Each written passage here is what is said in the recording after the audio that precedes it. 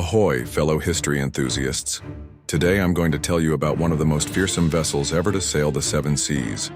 Queen Anne's Revenge, the legendary flagship of the infamous Blackbeard.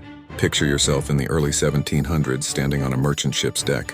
The horizon darkens not with storm clouds but with the approach of a massive vessel bristling with 40 cannons.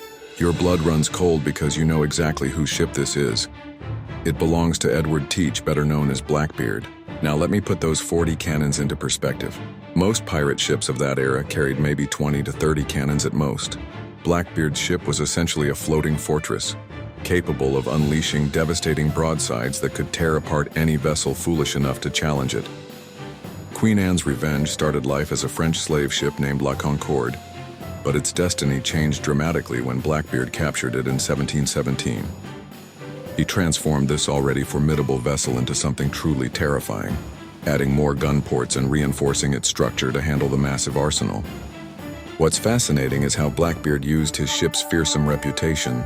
He rarely needed to fire those 40 cannons because the mere sight of his vessel was usually enough to make merchant ships surrender without a fight. Smart strategy, right?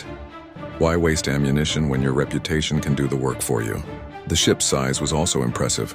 Stretching over 100 feet long, it was like a floating city by 18th century standards. With its 3 masts and enormous sail area, it could outrun most naval vessels while carrying enough firepower to stand and fight when necessary. But here's the tragic twist in our tale. For all its power and glory, Queen Anne's Revenge met an inglorious end. In 1718, it ran aground on a sandbar in North Carolina. Some historians believe Blackbeard deliberately grounded the ship to downsize his crew and keep more plunder for himself. Talk about workplace downsizing. The wreck lay undiscovered until 1996, when marine archaeologists found it off the coast of North Carolina. Today, artifacts from the ship continue to be recovered, giving us fascinating glimpses into life aboard one of history's most formidable pirate vessels. So next time you hear about pirates, remember that Blackbeard's 40-cannon monster wasn't just a ship.